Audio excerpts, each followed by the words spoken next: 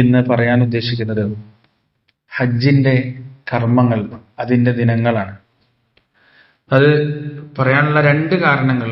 ഒന്ന്, ഹജ്ജിന് പോകുന്നവർക്ക് അതൊരു സഹായമാകുമെങ്കിൽ അതൊരു വലിയ ഖൈറാണ്. അതുപോലെ തന്നെ രണ്ടാമത്തത്, ആരോഗ്യവും സമ്പത്തും എല്ലാം ഉണ്ടായിട്ടും ഹജ്ജ് എന്ന നിർബന്ധ കർമ്മത്തെ അനാവശ്യമായി വൈകി കൊണ്ടുപോകുന്ന ഒരുപാട് മനുഷ്യർ നമ്മുടെ ഇടയിലുണ്ട്. അവർക്ക് ഒരു ഹജ്ജ് ചെയ്യാനുള്ള ഒരു പ്രചോദനവുമാവട്ടെ എന്നൊരു ഉദ്ദേശത്തിലാണ് ഹജ്ജിന്റെ കർമ്മങ്ങളെ കുറിച്ച് സംസാരിക്കാൻ ഉദ്ദേശിച്ചത്. ഇൻഷാ അല്ലാഹ് അല്ലാഹു സുബ്ഹാനഹു വ തആല അത് കൃത്യമായി മനസ്സിലാക്കാനും അത് ജീവിതത്തിൽ ഉപകാരപ്പെടുന്ന രീതിയിൽ സമ്പൂർണ്ണ സ്വീകാര്യമായ ഒരു ഹജ്ജ് ചെയ്യാനും അല്ലാഹു സുബ്ഹാനഹു വ തആല നമുക്ക് ഏവർക്കും തൗഫീഖ് നൽകുമാറാകട്ടെ. 3 രീതിയിലാണ് ഹജ്ജ് പഠിപ്പിക്കപ്പെട്ടിട്ടുള്ളത്. ഒന്ന്, തമത്തുആയ ഹജ്ജാണ്. 2, ഹജ്ജുൽ ഖീറാനാണ്. 3, ഹജ്ജുൽ ഇഫ്റാദാണ്. 3 രീതിയിലാണ് സാധാരണഗതിയിൽ ഹജ്ജ് ചെയ്യപ്പെടുക. അതിൽ ഒന്നാമത്തത് തമത്തു എന്ന് പറഞ്ഞാൽ, സാധാരണ നമ്മുടെ നാട്ടിലൊക്കെ ആളുകൾ പോയിട്ട് ഹജ്ജ് ചെയ്യുമ്പോൾ തമത്തുആയ ഹജ്ജാണ് എല്ലാവരും ചെയ്യുക. അവിടെ എത്തി ഇഹ്റാമിൽ ഇവിടുന്ന് പുറപ്പെട്ടു, മീഖാത്തിൽ ഫ്ലൈറ്റിൽ പോകുമ്പോൾ മീഖാത്തിന്റെ മുകളിൽ നിന്ന് ലബ്ബൈക് അല്ലാഹുമ്മ ഉംറത്തൻ, ഉംറക്ക് വേണ്ടിയുള്ള നിയ്യത്ത് വെച്ച് അവിടെ പോയി ഉംറ ചെയ്ത് പൂർണ്ണമായും തഹല്ലുലായി, മുടി കളഞ്ഞ് പൂർണ്ണമായും തഹല്ലുലായി സാധാരണ വസ്ത്രധാരണ രീതിയിലേക്കും സാധാരണ ജീവിതത്തിലേക്കും പ്രവേശിക്കുക. പിന്നീട് ഹജ്ജിന് വേണ്ടിയിട്ട് അവരുടെ താമസ സ്ഥലത്ത് നിന്ന് ഇഹ്റാം ചെയ്ത് ഹജ്ജ് ചെയ്യുന്ന രീതി. 2 ഹജ്ജും ഉംറയും സെപ്പറേറ്റ് ആയിട്ട് ചെയ്യുന്നതിനെയാണ് ഹജ്ജുൽ തമത്തുആയ ഹജ്ജ് എന്ന് പറയാം. ഖീറാനായ ഹജ്ജ് എന്ന് പറഞ്ഞാൽ ഒരൊറ്റ ഇഹ്റാമിൽ ഉംറയും ഹജ്ജും ചെയ്യുക. ഇപ്പോ സഫർ തവീലാണെങ്കിൽ, ദീർഘയാത്രയാണെങ്കിൽ പോലും ഇഹ്റാം ചെയ്തിട്ട് ഉംറ ചെയ്ത് ആ ഇഹ്റാമിൽ നിന്ന് തഹല്ലുലാകാതെ, ഇഹ്റാമിൽ നിറങ്ങാതെ ഹജ്ജ് പൂർത്തിയാക്കുക എന്നുള്ളതാണ്. ഇത് കുറച്ച് കടുപ്പുള്ള, കുറച്ച് പ്രയാസമുള്ള ഹജ്ജാണ് ഖീറാൻ. മൂന്നാമത്തത് ഇഫ്രാദാണ്. ആ യാത്രയിൽ ഹജ്ജ് മാത്രം ചെയ്യാം, ഉംറ ചെയ്യൂല. ആ യാത്രയിൽ ഹജ്ജ് മാത്രം ചെയ്ത് ദുൽഹജ്ജ് തുടങ്ങി ഹജ്ജ് മാത്രം ചെയ്ത് തിരിച്ചു വരിക എന്നുള്ളതാണ്. ഇതിൽ റസൂലുള്ളാഹി സ്വല്ലല്ലാഹു അലൈഹി വസല്ലം തെരഞ്ഞെടുത്തത് ഖീറാനായ ഹജ്ജാണ് റസൂലുള്ളാഹി സ്വല്ലല്ലാഹു അലൈഹി വസല്ലം തെരഞ്ഞെടുത്തത്. അതായത് ഏറ്റവും പ്രയാസമുള്ള ഹജ്ജാണ് പ്രവാചകൻ തെരഞ്ഞെടുത്തത്. പക്ഷെ പ്രവാചകൻ സ്വല്ലല്ലാഹു അലൈഹി വസല്ലം അനുയായികളോട് തെരഞ്ഞെടുക്കാൻ പറഞ്ഞത് തമത്തുആയ ഹജ്ജ് നിങ്ങൾ തെരഞ്ഞെടുക്കണം എന്നാണ് റസൂലുള്ളാഹി സ്വല്ലല്ലാഹു അലൈഹി വസല്ലം അനുയായികളോട് പറഞ്ഞതും പ്രോത്സാഹിപ്പിച്ചതും. ഇതിൽ വലിയൊരു ഗുണപാടുണ്ടെന്നറിയോ? മഹാനായ മുആദ് റളിയല്ലാഹു അൻഹു യമനിലേക്ക് അള്ളാഹുവിന്റെ റസൂലിന്റെ കൽപ്പന പ്രകാരം പ്രബോധനത്തിന് പോകുമ്പോൾ പ്രവാചകൻ സ്വല്ലല്ലാഹു അലൈഹി വസല്ലം അദ്ദേഹത്തിന് നൽകിയ ഉപദേശം എന്തറിയോ? യസ്സിറു വലാ തുഅസ്സിറു വബശ്ശിറു വലാ തുനഫിറു. ജനങ്ങൾക്ക് നീ എളുപ്പമുണ്ടാക്കി കൊടുക്കുക, അവർക്ക് പ്രയാസം ഉണ്ടാക്കരുത്. ജനങ്ങൾക്ക് നീ സന്തോഷ വാർത്ത അറിയിച്ചു കൊടുക്കുക, അവരെ നീ വെറുപ്പിക്കരുത് എന്നാണ് റസൂലുള്ളാഹി സ്വല്ലല്ലാഹു അലൈഹി വസല്ലം പറഞ്ഞത്. ഒരു മനുഷ്യൻ ഈമാനോട് പ്രയാസത്തോടൊരു കാര്യം എന്ന് പറയുമ്പോൾ അയാളോട് പോയിട്ട് എനിക്കൊരു രക്ഷയില്ല, നീ ആകെ പെട്ട്, നീ കുഴഞ്ഞ്, നിന്നോട് ആരാ ഇങ്ങനെയൊക്കെ ചെയ്യാൻ പറഞ്ഞത് എന്ന് പറയാനല്ല ദീൻ പഠിപ്പിക്കാൻ പോകുന്ന മുആദ് റളിയല്ലാഹു അൻഹു റസൂലുള്ളാഹി സ്വല്ലല്ലാഹു അലൈഹി വസല്ലം പറഞ്ഞത്. മറിച്ച് സാരമില്ല, കുഴപ്പമില്ല, അള്ളാഹ് പുറത്തരും, പരിഹാരമില്ലാത്തൊരു പ്രശ്നമില്ലല്ലോ, എല്ലാ കാര്യങ്ങൾക്കും ഇസ്ലാമിൽ പരിഹാരമുണ്ട്. ഈ രീതിയിലുള്ള സംസാരമാണ് ഒരു മുസ്ലിമിന്റെ ഭാഗത്തു നിന്നും പണ്ഡിതന്റെ ഭാഗത്തു നിന്നും ഉണ്ടാകേണ്ടതെന്ന് റസൂലുള്ളാഹി സ്വല്ലല്ലാഹു അലൈഹി വസല്ലം പഠിപ്പിച്ചു കൊടുക്കുമ്പോൾ പ്രിയപ്പെട്ടവരെ, ആ ജീവിതത്തിൽ ഉടനീളം നമുക്ക് കാണാൻ കഴിയും. അള്ളാഹുവിന്റെ റസൂൽ സ്വല്ലല്ലാഹു അലൈഹി വസല്ലം രാത്രി നിന്ന് നമസ്കരിച്ചിട്ട് കാലിന് നീര് വന്നിട്ടുണ്ട്. പക്ഷേ അനുയായികളോട് അത്രത്തോളം നിസ്കരിക്കാൻ റസൂലുള്ളാഹി സ്വല്ലല്ലാഹു അലൈഹി വസല്ലം പറഞ്ഞിട്ടില്ല. ഓരോ വിഷയത്തിലും നിങ്ങൾ നോക്കുക, അല്ലാഹു സുബ്ഹാനഹു വ തആല 50 വഖ്ത് നിസ്കാരം കൊടുത്തിട്ട് ഭൂമിയിലേക്ക് റസൂലുള്ളാഹിനെ പറഞ്ഞയച്ചപ്പോൾ 6ാമത്തെ ആകാശത്ത് മൂസാ നബി ഇത് അങ്ങയുടെ ഉമ്മത്തിന് പറ്റില്ല എന്ന് പറഞ്ഞപ്പോൾ എത്ര തവണയാണ് അള്ളാഹിന്റെ മുന്നിലേക്ക് റസൂലുള്ളാഹി സ്വല്ലല്ലാഹു അലൈഹി വസല്ലം ആവർത്തിച്ച് കയറിപ്പോകുന്നത്? 5 വഖ്ത് 50 വഖത്തിൽ നിന്ന് 5 വഖത്തായി ചുരുക്കിയിട്ടാണ് റസൂലുള്ളാഹി സ്വല്ലല്ലാഹു അലൈഹി വസല്ലം ഈ ലോകത്തേക്ക്, നമ്മുടെ അടുത്തേക്ക് തിരിച്ചു വരുന്നത്. പ്രവാചകന്റെ പല വാക്കുകളിൽ നമുക്ക് കാണാൻ സാധിക്കും. റസൂലുള്ളാഹി സ്വല്ലല്ലാഹു അലൈഹി വസല്ലം പറയാണ്, എന്റെ ഉമ്മത്തിന് പ്രയാസമാവുകയില്ലായിരുന്നെങ്കിൽ ഞാൻ എല്ലാ വഖത്തിലും മിസ്വാക്ക് നിർബന്ധമാക്കുമായിരുന്നു എന്ന് റസൂലുള്ളാഹി സ്വല്ലല്ലാഹു അലൈഹി വസല്ലം. ഒരു മിസ്വാക്കിന്റെ കാര്യത്തിൽ, ഒരു പല്ല് തേക്കുന്ന വിഷയത്തിൽ പോലും തന്റെ ഉമ്മത്തിന് അത് പ്രയാസമാകുമോ എന്ന് വിചാരിച്ച് റസൂലുള്ളാഹി സ്വല്ലല്ലാഹു അലൈഹി വസല്ലമക്ക് അല്ലാഹു നൽകിയ ഖിയാറിനെ ഉപയോഗിക്കുകയാണ് റസൂലുള്ളാഹി സ്വല്ലല്ലാഹു അലൈഹി വസല്ലം. നിങ്ങൾ ആലോചിച്ച് നോക്ക്, അള്ളാഹിന്റെ പ്രവാചകൻ തറാവീഹ് നമസ്കരിച്ചത് പള്ളിയിൽ നിന്നും വളരെ ചുരുങ്ങിയ ദിവസം മാത്രമാണ്. അങ്ങനെ പിന്നെ പ്രവാചകൻ തറാവീഹ് നമസ്കാരം നിർത്താൻ കാരണം ചോദിച്ചപ്പോൾ നബി സല്ലല്ലാഹു അലൈഹി വസല്ലം പറഞ്ഞു കൊടുക്കാണ്, ഞാൻ ആ നമസ്കാരം തുടർന്നാൽ ഈ നമസ്കാരം നിങ്ങൾക്ക് അല്ലാഹു നിർബന്ധമാക്കുമോ എന്ന് ഞാൻ ഭയപ്പെടുന്നു. അതുകൊണ്ട് ഞാൻ നിർത്തി. ആ നമസ്കാരം, പള്ളിയിൽ നിന്നുള്ള നിസ്കാരം ഞാൻ നിർത്തി. അല്ലാഹു റസൂൽ സ്വല്ലല്ലാഹു അലൈഹി വസല്ലം ഉമ്മത്തിന് നിസ്കരിക്കാനുള്ള അനുവാദവും കൊടുത്തു. അത്രത്തോളം ഉമ്മത്തിന്റെ പ്രയാസങ്ങൾക്ക്, ഉമ്മത്തിന്റെ ബുദ്ധിമുട്ടുകൾക്ക് പ്രാധാന്യം കൽപ്പിച്ചാണ് റസൂലുള്ളാഹി സ്വല്ലല്ലാഹു അലൈഹി വസല്ലം തന്റെ അനുയായികൾ ഒരു തരത്തിലും ബുദ്ധിമുട്ടിലാകരുത്, ഇടങ്ങേറിലാകരുത് എന്ന നിർബന്ധ ബുദ്ധിയുള്ള ആളായിരുന്നു റസൂലുള്ളാഹി സ്വല്ലല്ലാഹു അലൈഹി വസല്ലം. ഹജ്ജിന്റെ വിഷയത്തിലും പ്രവാചകൻ കൃത്യമായി അത് നമുക്ക് കാണിച്ചു തന്നു. അള്ളാഹുവിന്റെ റസൂൽ തമത്തുആയ ഹജ്ജ് തിരഞ്ഞെടുക്കാൻ അനുയായികളെ പ്രോത്സാഹിപ്പിച്ചു. അതിലൂടെ പ്രവാചകൻ പറഞ്ഞെന്തറിയോ? ഞാൻ ബുദ്ധിമുട്ടുള്ളത് തിരഞ്ഞെടുക്കുന്നത് അല്ലാഹു സുബ്ഹാനഹു വ തആല എനിക്കത് മുസ്തഹബാക്കിയതുകൊണ്ടാണ്. പക്ഷെ നിങ്ങൾ എപ്പോഴും തിരഞ്ഞെടുക്കേണ്ടത് എളുപ്പമുള്ളതാണ് എന്ന വലിയ സന്ദേശമാണ് റസൂലുള്ളാഹി സ്വല്ലല്ലാഹു അലൈഹി വസല്ലമ നമുക്ക് പഠിപ്പിച്ചു തന്നത്. പ്രിയപ്പെട്ടവർ, ദീനിന്റെ വിഷയത്തിൽ എളുപ്പമാണ് തിരഞ്ഞെടുക്കുന്നത്, പ്രയാസം തിരഞ്ഞെടുക്കരുത് എന്നാണ് പ്രവാചകൻ സ്വല്ലല്ലാഹു അലൈഹി വസല്ലമ നമുക്ക് പഠിപ്പിച്ചു തന്നത്. ഇനി നമുക്ക് എന്താണ് ഹജ്ജുൽ തമത്തുആയ ഹജ്ജ്, അതെങ്ങനെയാണ് നിർവഹിക്കുക എന്ന് നോക്കാം. നമ്മൾ ഇവിടുന്ന് പുറപ്പെട്ടു. സാധാരണഗതിയിൽ ഉംറ, നമ്മളൊക്കെ ഉംറ ചെയ്ത, മഹാഭൂരിപക്ഷം ആളുകൾ ഉംറ ചെയ്തവരാണ്. ഉംറയുടെ ഓരോ അർക്കാനുകളും വിശദീകരിക്കേണ്ട ആവശ്യമില്ല. നമ്മൾ ഇവിടുന്ന് പുറപ്പെട്ടു. ഇഹ്റാമിലാണ് പലരും ഫ്ലൈറ്റ് കയറുക. അങ്ങനെ ഇഹ്റാമിൽ ഫ്ലൈറ്റ് കയറി. പല ഫ്ലൈറ്റുകളിലും അനൗൺസ്മെന്റ് ഉണ്ടാവും. അനൗൺസ്മെന്റ് കേൾക്കുമ്പോ ലബ്ബൈക അല്ലാഹുമ്മ ഉംറത്തൻ എന്ന് നിയത്ത് ചെയ്തു. ലബ്ബൈക അല്ലാഹുമ്മ ലബ്ബൈക ലബ്ബൈക ലാ ശരീക ലക ലബ്ബൈക ഇന്നൽ ഹംദ വന്നിഅമത ലക വൽ മുൽക്ക് എന്ന തൽബിയത്തിന്റെ ധ്വനികളുമായി അവരെന്ത് ചെയ്യാണ്? മക്കയിലേക്ക് പോവാൻ. ഉംറക്ക് വളരെ സിമ്പിൾ ആണ്. തവാഫ് ചെയ്യുക, സഈ ചെയ്യുക, അതിന്റെ സുന്നത്തുകൾ നിർവഹിക്കുക, മുടി കളയുക, മൊട്ടയടിക്കുക അല്ലെങ്കിൽ മുടി വെട്ടുക. ഇതോടുകൂടി ഉംറ തീരാൻ. തമത്തുആയ ഹജ്ജ് ചെയ്യുന്ന ഒരാളെ സംബന്ധിച്ചിടത്തോളം ഈ കർമ്മങ്ങൾ കഴിഞ്ഞാൽ, ഉംറ ചെയ്താൽ അയാളെ സംബന്ധിച്ചിടത്തോളം പിന്നീട് അയാൾ ഇഹ്റാമിലല്ല. അയാൾക്ക് ഭാര്യാഭർത്തൃ സംസർഗമാവാം, അതുപോലെ തന്നെ വേട്ടയാവാം, അതുപോലെ തന്നെ സാധാരണ വസ്ത്രം ധരിക്കാം, അതുപോലെ തന്നെ സുഗന്ധങ്ങൾ ഉപയോഗിക്കാം, എല്ലാ കാര്യങ്ങളും ചെയ്യാം. ഏതുവരെ? ദുൽഹജ്ജ് 8 ഹജ്ജ് തുടങ്ങുന്നത് വരെ, യൗമു തർവിയയിൽ ഹജ്ജ് തുടങ്ങുന്ന ആ ദിവസം എത്തുന്നത് വരെ അയാളുടെ സാധാരണ ജീവിതത്തിലാണ്. ദുൽഹജ്ജ് 8 ആയി കഴിഞ്ഞാൽ പ്രത്യേകിച്ച് മീഖാത്തിലേക്കൊന്നും പോകേണ്ട ആവശ്യമില്ല. തമത്തുആയ ഹജ്ജ് ചെയ്യുന്ന ആളെ സംബന്ധിച്ചിടത്തോളം അയാളുടെ റൂമിൽ നിന്ന് തന്നെ, മുറിയിൽ നിന്ന് തന്നെ, ഹോട്ടലിൽ നിന്ന് തന്നെ ഇഹ്റാമിന്റെ വസ്ത്രം ധരിച്ചുകൊണ്ട് അയാൾ ഉറക്കെ പറയാണ് ലബ്ബൈക അല്ലാഹുമ്മ ഹജ്ജൻ, ലബ്ബൈക അല്ലാഹുമ്മ ഹജ്ജൻ, അല്ലെങ്കിൽ അല്ലാഹുമ്മ ലബ്ബൈക ഹജ്ജൻ. ഇത് പറയുന്നതോടുകൂടി അയാൾ മഹത്തായ ഹജ്ജിലേക്ക് പ്രവേശിക്കാൻ. പിന്നീട് അയാൾ തെൽബിയത്ത് തുടങ്ങാൻ, തെൽബിയത്ത് ചൊല്ലിക്കൊണ്ട് മിനായിലേക്ക് പുറപ്പെടാൻ. ആ മിനായിൽ ദുൽഹജ്ജ് 8 ദിവസം മിനായിൽ ദുഹ്ർ നമസ്കാരം 2 റക്അത്ത് നമസ്കരിക്കും, അസ്ർ നമസ്കാരം 2 റക്അത്ത് നമസ്കരിക്കും, മഗ്രിബ് നമസ്കാരം 3 റക്അത്ത് നമസ്കരിക്കും, അതുപോലെ തന്നെ ഇശാ നമസ്കാരം 2 റക്അത്ത് നമസ്കരിക്കും. എല്ലാ നമസ്കാരങ്ങളും ഖസ്റാക്കും, പക്ഷേ ജംഅ ചെയ്യില്ല. ആ രീതിയിൽ ഒന്നാമത്തെ ദിവസം യൗമു തർവിയയിൽ മിനായിൽ കഴിച്ചു കൂട്ടാൻ. രണ്ടാമത്തെ ദിവസം പ്രിയപ്പെട്ടവരെ അറഫയുടെ ദിവസമാണ്. രാവിലെയോടുകൂടി പ്രഭാതത്തിൽ ആളുകൾ അറഫയിലേക്ക് ഒഴുകാൻ തുടങ്ങുകയാണ്. യഥാർത്ഥത്തിൽ ഹജ്ജ് എന്ന് പറഞ്ഞാൽ അറഫയാണ്. അറഫയിൽ പല സ്ഥലങ്ങളിലായി നിങ്ങൾക്ക് ആംബുലൻസ് വന്ന് നിർത്തിയത് ഇടയ്ക്ക് കാണാൻ പറ്റും. അതായത് അറഫ കിട്ടിയിട്ടില്ലെങ്കിൽ അവർക്ക് ഹജ്ജ് കിട്ടിയിട്ടില്ല. അപ്പം ഈ ഹജ്ജിലാണ് എന്നറിഞ്ഞാൽ അവിടുത്തെ ഗവൺമെന്റ് ഉദ്യോഗസ്ഥരും മറ്റും പോലീസുകാരും വളണ്ടിയേഴ്സൊക്കെ എന്ത് ചെയ്യും? ഈ മനുഷ്യൻ മരിച്ചിട്ടില്ലെങ്കിൽ അയാളെ മൊബൈൽ ICUലാണെങ്കിലും ഏത് സിസ്റ്റം ഉപയോഗിച്ചും അവരെന്ത് ചെയ്യും? അറഫയുടെ പരിധിയിൽ വരുന്ന പ്രദേശത്ത് കൊണ്ടുവന്ന് അവിടെ നിർത്തും. ആ ആംബുലൻസ് കുറച്ചു നേരം അവിടെ നിർത്തും. എന്നാൽ അയാൾക്ക് ഹജ്ജ് കിട്ടും എന്നാണ്. ആ അറഫയുടെ ദിവസം നമ്മള് സുബഹ നമസ്കാരം കഴിഞ്ഞ് ആ പ്രഭാതത്തിന്റെ പൂർവാഹനം കഴിഞ്ഞ് ഖുതുബക്ക് വേണ്ടി, അറഫ ഖുതുബക്ക് വേണ്ടി കാത്തു നിൽക്കുകയാണ്.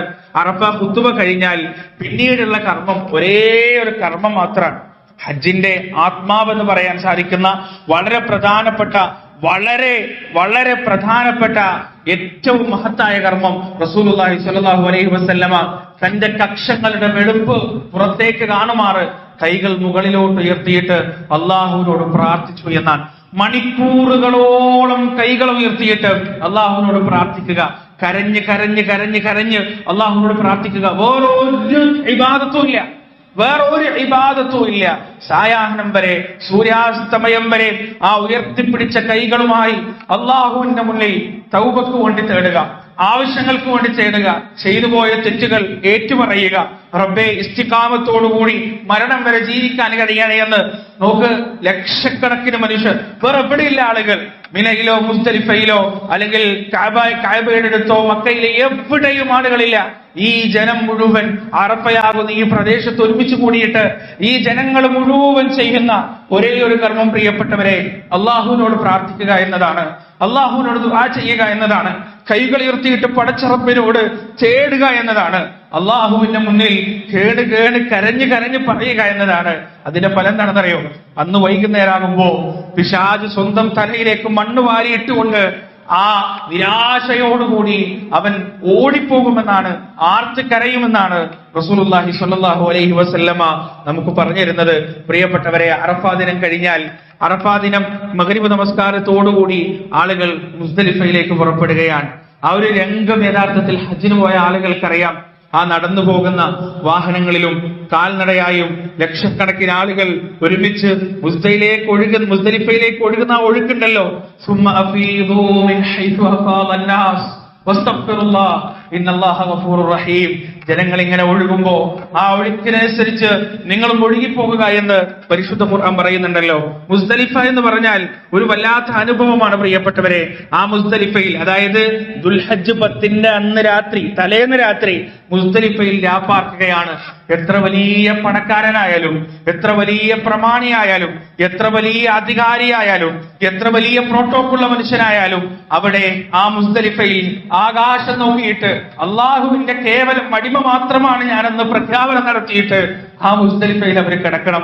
അവിടുന്ന് പിറ്റേന്ന് അള്ളാഹിന്റെ റസൂൽ പഠിപ്പിച്ചത് പ്രകാരമുള്ള ഹജ്ജിന്റെ അർക്കാനുകൾ പൂർത്തിയാക്കാനുള്ള പിറ്റേന്ന് ജംറത്തുൽ അഖബയിൽ, ജംറത്തുൽ കുബ്രയിൽ എറിയാനുള്ള 7 കല്ലുകൾ ശേഖരിക്കണം. ഇന്ന് സൗദി ഗവൺമെന്റ് അല്ലാഹു സുബ്ഹാനഹു വ തആല ആ ഭരണാധികാരികൾക്ക് ദീർഘായുസ്സും ആഫിയത്തും കൂടുതൽ റുഷ്ദും നൽകുമാറാകട്ടെ. പ്രിയപ്പെട്ടവരെ, അവർ ഹജ്ജിന് പോകുന്ന മനുഷ്യർക്ക് എറിയാനുള്ള കല്ലുകൾ പോലും പാക്കറ്റിലാക്കി കൊടുക്കുന്നുണ്ട്. എന്തെല്ലാം സംവിധാനങ്ങളാണ് ആ ഗവൺമെന്റ് യഥാർത്ഥത്തിൽ ഹജ്ജിന് വരുന്ന ആളുകൾക്ക് നൽകുന്നത്. ആ മുസ്ദലിഫയിൽ നിന്ന് ഈ പറയുന്ന കല്ലുകൾ ശേഖരിച്ചുകൊണ്ട് പിറ്റേന്ന് രാവിലെ സുബ്ഹ് നമസ്കാരം കഴിഞ്ഞ് ദീർഘനേരം ദുആ ചെയ്ത് അവിടുന്ന് ശുറൂഖോടുകൂടി, ഉദയത്തോടുകൂടി അവരതാ ജംറയിലേക്ക്, മിനയിലേക്ക് പുറപ്പെടുകയാണ്. മിനയിലെത്തി മിനയിൽ നിന്ന് ഒന്നാമത്തെ കല്ലേറിന് വേണ്ടി ദുൽഹജ്ജ് 10 എന്ന് പറയുന്നത്, അതായത് നമ്മൾ ഇവിടുന്ന് ഈദ് ആഘോഷിക്കുന്ന ദിവസം, പെരുന്നാൾ ആഘോഷിക്കുന്ന ദിവസമാണ്. അവരെ സംബന്ധിച്ചിടത്തോളം ഏറ്റവും കൂടുതൽ കർമ്മങ്ങൾ ചെയ്യാനുള്ള, ഏറ്റവും കൂടുതൽ കാര്യങ്ങൾ ചെയ്യാനുള്ള ദിവസം ആ ദുൽഹജ്ജ് 10-നാണ്. ദുൽഹജ്ജ് 10-ന് മിനയിൽ നിന്ന് ഇറങ്ങി ജംറയിലേക്ക് പുറപ്പെടുന്നു. മിനയിൽ നിന്ന് ജംറയിലേക്ക് പോകുമ്പോൾ ആദ്യം കാണുക ജംറത്തുൽ സുഗ്റയാണ്, ചെറിയ ജംറയാണ്. രണ്ടാമത്തത് കാണുക ജംറത്തുൽ വുസ്തയാണ്, മധ്യത്തിലുള്ള ജംറയാണ്. മൂന്നാമത് അങ്ങേയറ്റത്തുള്ള ജംറയാണ് ജംറത്തുൽ അഖബ, അഖബ ഉടമ്പടി നടന്ന ജംറത്തുൽ കുബ്ര എന്നറിയപ്പെടുന്ന ഏറ്റവും വലിയ ജംറയായ ആ ജംറയിൽ എത്തിക്കഴിഞ്ഞാൽ ആളുകൾ സുന്നത്ത് പ്രകാരം, റസൂലുള്ളാഹി സ്വല്ലല്ലാഹു അലൈഹി വസല്ലമയുടെ സുന്നത്ത് പ്രകാരം ആ ജംറയുടെ സ്തൂപം തന്റെ ഇടതുഭാഗത്ത് വരുന്ന രൂപത്തിൽ വലത്തേക്ക് മാറിക്കൊണ്ട് ആ ജംറയിലേക്ക് 7 തവണ കല്ലെറിയുന്നു. ഓരോ തവണ കല്ലെറിയുമ്പോഴും അല്ലാഹു അക്ബർ, അല്ലാഹു അക്ബർ, അല്ലാഹു അക്ബർ എന്ന് പറഞ്ഞ് കല്ലെറിയുന്നു. ആ സ്തൂപം നിൽക്കുന്ന ആ കിണറിന്റെ ഉള്ളിലേക്ക് കല്ല് വീണാൽ മതി എന്നാണ് പണ്ഡിതന്മാർ വിശദീകരിക്കുന്നത്. ആ കല്ലേറ് കഴിഞ്ഞാൽ പിന്നീട് ദുആ ചെയ്തുകൊണ്ട് അവരതാ തിരിച്ചു വരികയാണ്. പിന്നീടുള്ള കർമ്മങ്ങൾ അവർക്ക് ബലിയെറുക്കാനുണ്ട്. ബലി സാധാരണഗതിയിൽ അവിടെയുള്ള അതോറിറ്റികൾ ചെയ്യുക. ഈ ഏറും അറവും മുടികളയലും കഴിഞ്ഞാൽ ആളുകൾക്ക് സാധാരണ വസ്ത്രത്തിലേക്ക് തിരിച്ചു വരാവുന്നതാണ്. ഭാഗികമായ തഹല്ലുൽ അവിടെ സംഭവിച്ചു എന്നതാണ്. എന്നിട്ട് അതിനുശേഷം പിന്നീട് 2 കർമ്മങ്ങൾ, കല്ലേറ് കഴിഞ്ഞു, മുടികളയൽ കഴിഞ്ഞു, ബലികർമ്മം കഴിഞ്ഞു. പിന്നീട് 2 കർമ്മങ്ങളാണുള്ളത്. ഒന്ന് തവാഫുൽ ഇഫാദയാണ്, ഇഫാദയുടെ തവാഫാണ്. രണ്ടാമത്തത് സഅയുൽ ഹജ്ജാണ്, ഹജ്ജിന്റെ സഅയാണ്. ഈ 2 കർമ്മങ്ങൾ കൂടി കഴിയുമ്പോൾ അവിടെ അവർ പൂർണ്ണമായും തഹല്ലുലാവുകയാണ്.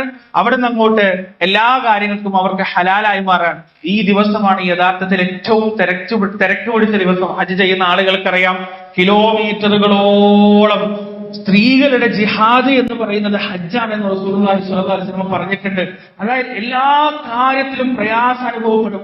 ഇത്രത്തോളം ആധുനികമായ സംവിധാനം അവിടെ ഉണ്ടായിട്ടോ ഒരുപാട് പ്രയാസങ്ങൾ. ഇപ്പൊ ഹജ്ജിന് പോയ ആളുകളോട് സംസാരിച്ചാൽ നിങ്ങൾക്കറിയാം, കിലോമീറ്ററുകൾ, 6 കിലോമീറ്ററും 10 കിലോമീറ്ററും 20 കിലോമീറ്ററും 25 കിലോമീറ്ററൊക്കെ നടന്നു പോയ ആളുകളുണ്ട്. വാഹന സൗകര്യം ഉണ്ടെങ്കിലും തവാഫും ഹജ്ജും ചെയ്യാൻ വേണ്ടിയിട്ട് മക്കയിലേക്ക് വാഹനം ആരും ആ സമയത്ത് തിരഞ്ഞെടുക്കൂല. കാരണം അത്ര തിരക്കായിരിക്കും. നടന്നു പോയാൽ അതിലും നേരത്തെ എത്താൻ സാധിക്കും. അതുകൊണ്ട് ആളുകൾ കാൽനടയായിട്ട് ഒരുപാട് മനുഷ്യന്മാർ ഇങ്ങനെ നടന്നു പോകുന്നത് കാണാൻ കഴിയും. പലരും ചൂട് കൊണ്ട് വയർത്ത് വെള്ളം ഇങ്ങനെ തലയിലേക്ക് ഒഴുക്കുന്നത് കാണാൻ കഴിയും. പലരും തളർന്ന് കിടക്കുന്നത് കാണാൻ കഴിയും. വെള്ളം കുടിക്കുന്ന അവസ്ഥ കാണാൻ കഴിയും. അതുപോലെ തന്നെ ഗവൺമെന്റ് സംവിധാനിച്ച ആ വെള്ളം ചീറ്റുന്ന സംവിധാനം ആളുകൾക്ക് സമാധാനം നൽകിക്കൊണ്ട് പ്രവർത്തിക്കുന്നത്. ഇങ്ങനെ നാനാ തരത്തിൽ ആളുകൾ ത്യാഗം സഹിച്ചും വേദന സഹിച്ചും ബുദ്ധിമുട്ട് സഹിച്ചും റസൂലുള്ളാഹി സ്വല്ലല്ലാഹു അലൈഹി വസല്ലം പഠിപ്പിച്ചു കൊടുത്ത ആ ഒരു സംഗതി പൂർത്തിയാക്കുന്നതിന് വേണ്ടി പ്രിയപ്പെട്ടവരെ കിണഞ്ഞ് ശ്രമിക്കുന്ന കാഴ്ചയാണ് ദുൽഹജ്ജ് 10 അന്ന് നമുക്ക് കാണാൻ സാധിക്കുക. എല്ലാ കാര്യങ്ങളും കഴിഞ്ഞ് പ്രിയപ്പെട്ടവരെ പിന്നീട് മിനയിലേക്ക് തിരിച്ചു വരുന്നു. മിനയിൽ നിന്ന് ദുൽഹജ്ജ് 11 അതായത് ഹജ്ജിന്റെ നിർബന്ധമായുള്ള അവസാനത്തെ ദിവസമാണ്. 15, 12, 13 നിൽക്കണമെങ്കിൽ നിൽക്കാം, അല്ലെങ്കിൽ പിരിഞ്ഞു പോകാമെന്നുള്ളതാണ്. നിൽക്കലാണ് ഖൈറ് എന്നാണ് പരിശുദ്ധ ഖുർആൻ പറയുന്നത്. പ്രിയപ്പെട്ടവരെ, ആ 11ാമത്തെ ദിവസം ഒരേ ഒരു കർമ്മം മാത്രമേ ഉള്ളൂ. അത് ഈ 3 ജംറയിൽ കല്ലെറിയുക എന്നതാണ്. ദുൽഹജ്ജ് 12 അത് തന്നെയാണ് ചെയ്യേണ്ടത്. ദുൽഹജ്ജ് 13 അത് തന്നെയാണ് ചെയ്യാനുള്ളത്. ജംറയിലേക്ക് എത്തിക്കഴിഞ്ഞാൽ റസൂലുള്ളാഹി സ്വല്ലല്ലാഹു അലൈഹി വസല്ലം പഠിപ്പിച്ചതുപോലെ ആദ്യം ചെറിയ ജംറയിലേക്ക് പോകുന്നു. ആ ജംറയിൽ 7 കല്ലുകൾ എറിയുന്നു. എന്നിട്ട് മുന്നോട്ട് നീങ്ങി ജംറ തന്റെ ഇടതുഭാഗത്തേക്കാക്കി കുറച്ച് മുന്നോട്ട് നീങ്ങിയിട്ട് വലത്തോട്ട് മാറി നിന്ന് ദീർഘനേരം ദുആ ചെയ്യുന്നു. എന്നിട്ട് ജംറത്തുൽ വുസ്തയിലേക്ക് മധ്യത്തിലുള്ള ജംറയിലേക്ക് പോകുന്നു. അവിടെയും 7 കല്ലുകൾ അല്ലാഹു അക്ബർ എന്ന് പറഞ്ഞ് 7 കല്ലുകൾ എറിയുന്നു. വലതുഭാഗത്തേക്ക് മാറി നിന്നുകൊണ്ട് ജംറ തന്റെ വലതുഭാഗത്തേക്ക് മാറി നിന്നുകൊണ്ട് ദീർഘനേരം ദുആ ചെയ്യുന്നു. മൂന്നാമത് വലിയ ജംറയിലേക്ക് പോകുന്നു. ആ വലിയ ജംറയിൽ ചെറിയ ജംറയിൽ ചെയ്തതുപോലെ തന്നെ ജംറയുടെ സ്തൂപം ഇടതുഭാഗത്തേക്കാക്കിക്കൊണ്ട് ഇടത്തോട്ട് മാറി നിന്ന് ദീർഘനേരം ദുആ ചെയ്യുന്നു. ഇതോടുകൂടി ഹജ്ജിന്റെ നിർബന്ധമായ കർമ്മങ്ങൾ അവസാനിപ്പിക്കുകയാണ്. പ്രിയപ്പെട്ടവരെ, ഈ ജംറയ്ക്ക് പഴയകാല പണ്ഡിതന്മാർ പറയുന്ന ഒരു ചരിത്രമുണ്ട്. സഹിഹായ ഹദീസുകളിലും മറ്റും നമുക്കത് കാണാൻ സാധിക്കുകയില്ല. എങ്കിലും നമ്മളൊക്കെ പണ്ടേ കേൾക്കുന്ന ഒരു ചരിത്രം എന്താണെന്ന് വെച്ചാൽ, മഹാനായ ഇബ്രാഹിം അലൈഹി സ്വലാത്തു വസ്സലാം തന്റെ മകനെ അറുക്കാൻ അള്ളാഹുവിന്റെ കൽപ്പന പ്രകാരം ഇസ്മായിൽ അലൈഹി സ്വലാത്തു വസ്സലാമിന്റെ കഴുത്തിൽ കത്തിവെക്കുന്നതിന് വേണ്ടി ആ ഉപ്പയും മകനും നടന്നുപോയ വഴിയാണത് എന്നാണ് ചരിത്രം പറയുന്നത്.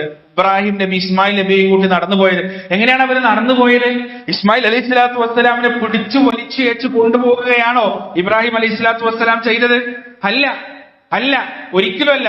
ഇബ്രാഹിം അലൈഹി സ്വലാത്തു വസ്സലാം ചോദിച്ചു, യാ ബനി ഇന്നി അറാ ഫിൽ മനാമി അന്നി അദ്ബഹുക ഫൻദുർ.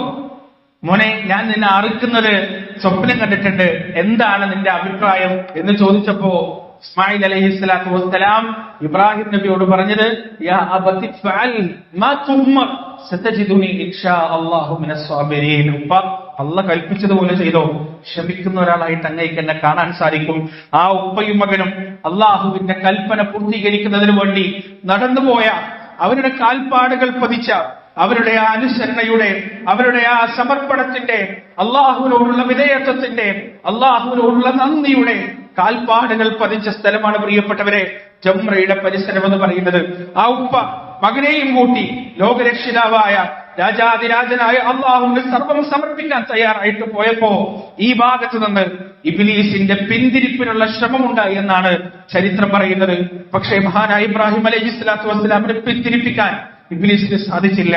ഇബ്ലീസ് തന്റെ നേർക്കേക്ക് വന്ന് അള്ളാഹുവിനേക്കാൾ വലുത് തന്റെ മകനാണ്, അള്ളാഹുവിനേക്കാൾ വലുത് തന്റെ പിതൃത്വമാണ്, അള്ളാഹുവിനേക്കാൾ വലുത് തന്റെ പുത്രസ്നേഹമാണ് എന്നൊരു സന്ദേശം ഇബ്ലീസ് കൊടുക്കാൻ ഉദ്ദേശിച്ചപ്പോ പ്രിയപ്പെട്ടവരെ ഇബ്രാഹിം അലൈഹി സ്വലാത്തു വസ്സലാം തന്റെ ഈമാനാകുന്ന കല്ലുകൊണ്ട് ഇബ്ലീസിനെ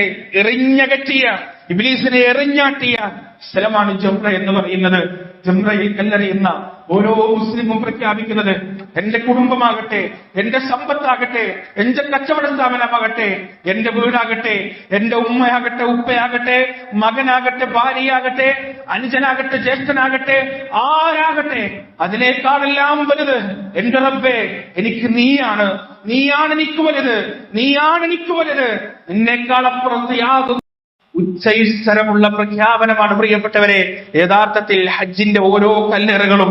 പരിശുദ്ധ ഖുർആൻ പറയുന്നില്ലേ, ഖുൽ ഇൻ കാന ആബാഉകും വഅബ്നാഉകും വഇഖ്വാനുകും വഅസ്വാജുകും വഅശീറതുകും വഅംവാലുൻ ഇഖ്തറഫ്തുമുഹാ വതിജാറത്തുൻ തഖ്ശൗന കസാദഹാ ومساكن ترضونها أحب إليكم من الله ورسوله وجهاد في سبيله فتربصوا حتى يأتي الله بأمره.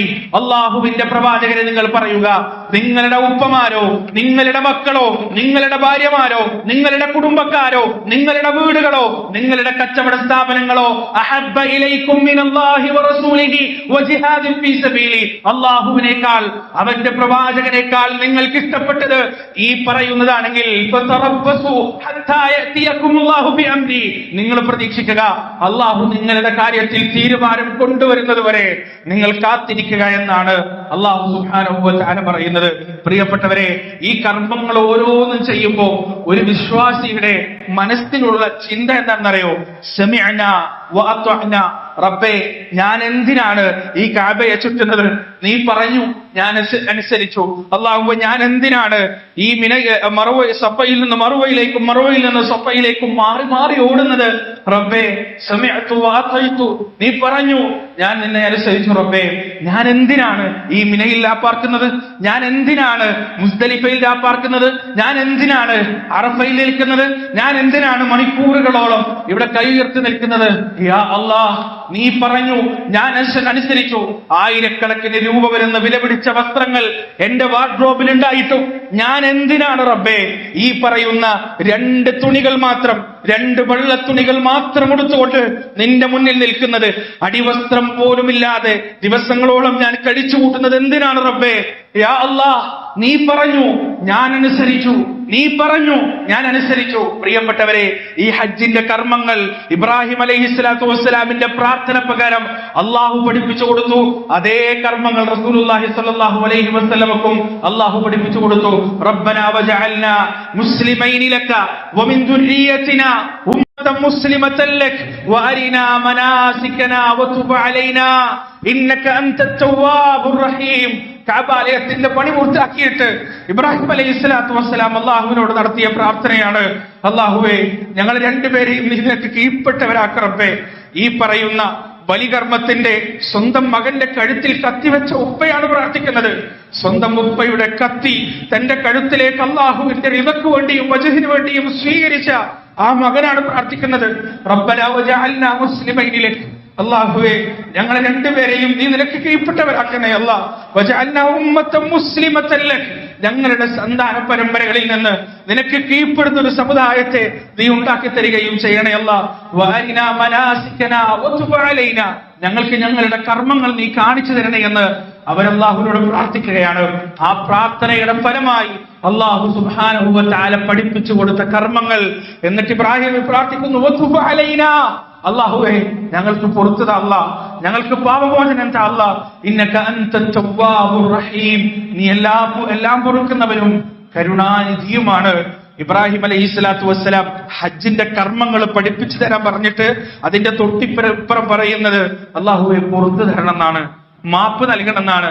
അതുകൊണ്ട് അല്ലാഹു സുബ്ഹാനഹു വ തആല മാലോകർക്ക് മുഴുവൻ ഒരു ഓഫർ കൊടുത്തു. മാലോകർക്ക് മുഴുവൻ ആ ഇബ്രാഹിം നബിയുടെ വിളി കേട്ടിട്ട് ഹജ്ജിന് വരുന്ന ആളുകൾക്ക് മുഴുവൻ അള്ളൊരു ഓഫർ കൊടുത്തു. എന്താ ഓഫർ എന്നറിയോ? ഹജ്ജ് പൂർണ്ണമായ രീതിയിൽ ആത്മാർത്ഥമായി ചെയ്തു പോകുന്ന ഒരാളുടെ തിന്മയുടെ ഏടിൽ ഒരൊറ്റ ഒരു തിന്മ പോലും ബാക്കിയാവൂല, ഒറ്റൊരു തിന്മ പോലും ബാക്കിയാവൂല. എല്ലാ തിന്മകളും മായിച്ച് ഉമ്മ ഒരു കുട്ടിയെ പ്രസവിക്കുമ്പോ ആ കുട്ടിയുടെ ഫിത്രത്തിന് എത്രമാത്രം പരിശുദ്ധിയുണ്ടോ അത്രത്തോളം പരിശുദ്ധിയോടെയാണ് ഒരു ഹാജി ഹജ്ജ് ചെയ്തുകൊണ്ട് തിരിച്ചു വരിക എന്ന് റസൂലുള്ളാഹി സ്വല്ലല്ലാഹു അലൈഹി വസല്ലമ നമ്മോട് പറഞ്ഞുതരാണ്.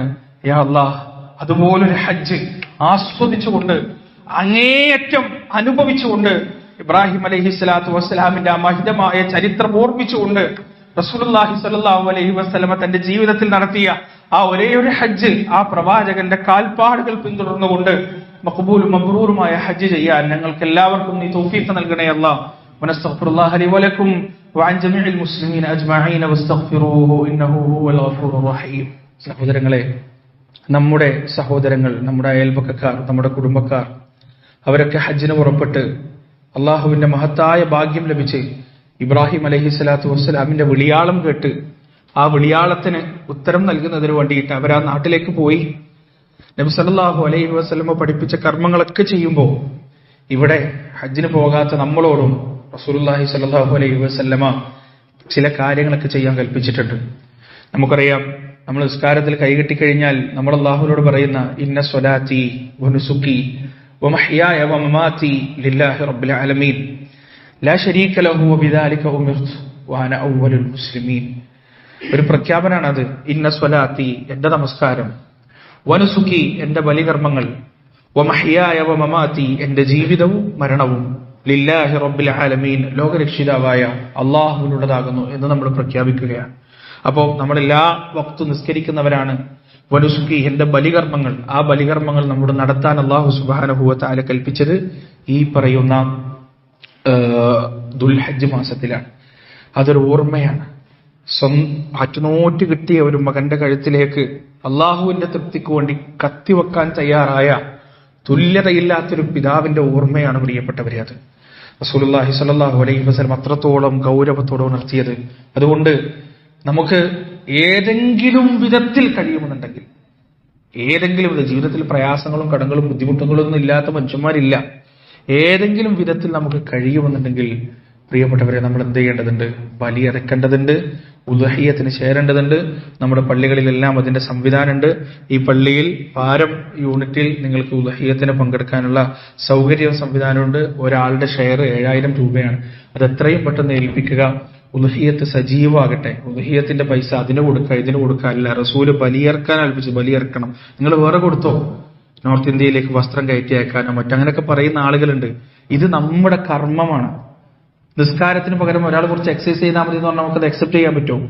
നിസ്കാരത്തിന് പകരം പാവപ്പെട്ടവർക്ക് കുറച്ച് ഭക്ഷണം, പാവപ്പെട്ടവർക്ക് ഭക്ഷണവും കൊടുക്കണം, നിസ്കരിക്കുകയും ചെയ്യണം, രണ്ടും ചെയ്യണം. അതുപോലെ തന്നെ ബലികർമ്മം നടത്തുകയും ചെയ്യണം, അതിന്റെ ഒപ്പം നമുക്ക് കഴിയാവുന്ന ചാരിറ്റികൾ ചെയ്യുകയും ചെയ്യണം. ഇതിന്റെ പേരിൽ വേറൊരു ചാരിറ്റി ചെയ്തിട്ട് ഇതിനെ രണ്ടാംകിടയാക്കുന്ന ഒരു പരിപാടി പ്രിയപ്പെട്ടവരെ നമുക്ക് ഉണ്ടാവരുത്. അതുകൊണ്ട് എല്ലാവരും ബലികർമ്മത്തിൽ പങ്കുചേരുക, ഉദ്ഹിയ്യത്തിൽ പങ്കുചേരുക. അത് അള്ളാഹുവിന് നമ്മൾ കൊടുക്കുന്ന ആ അള്ളാഹുവിനെ സംബന്ധിച്ചിടത്തോളം അതിന്റെ രക്തമോ മാംസമോ എന്നല്ല അള്ളാഹിന്റെ അടുത്തേക്ക് എത്തുന്നത്, നമ്മുടെ ഹൃദയത്തിന്റെ വലാകി യനാലുഹു തഖ്വ മിൻകും, നിങ്ങളുടെ ഹൃദയത്തിന്റെ തഖ്വയാണ്, ആ ഹൃദയത്തിന്റെ സൂക്ഷ്മതയാണ് അള്ളാഹുവിനോടുള്ള ഇഷ്ടമാണ്. അതുകൊണ്ട് ബലികർമ്മത്തിൽ എല്ലാവരും പരമാവധി പങ്കെടുക്കുക. നേരത്തെ ഓർമ്മപ്പെടുത്തുന്നേ ഉള്ളൂ, നേരത്തെ ഉണർത്തിയെന്നേ ഉള്ളൂ. ഇപ്പൊ വിചാരിച്ചാൽ എത്ര പ്രയാസമുള്ള ആളുകളാണെങ്കിലും ആ സമയമാകുമ്പോഴേക്കും നമുക്ക് എന്ത് ചെയ്യാൻ കഴിയും? കുറച്ചൊക്കെ പണം സ്വരൂപിക്കാനും അത് നടത്താനൊക്കെ കഴിയും. അള്ളാഹു തൗഫീഖ് നൽകട്ടെ. യാ അല്ലാഹ്, നിനക്ക് വേണ്ടി ചെയ്യുന്ന കർമ്മങ്ങളിൽ നിന്ന് ഒഴിഞ്ഞു മാറാനുള്ള ഒഴികഴിവുകൾ അന്വേഷിക്കുന്ന ഭാഗ്യം കെട്ടവരുടെ കൂട്ടത്തിൽ ഞങ്ങൾ ഉൾപ്പെടുത്തില്ല അല്ലാഹ്. യാ അല്ലാഹ്, ജീവിതത്തിന്റെ അവസാനം വരെ നീ തന്ന എല്ലാ അനുഗ്രഹങ്ങൾക്കും കൃത്യമായി നന്ദി കാണിക്കുന്നു.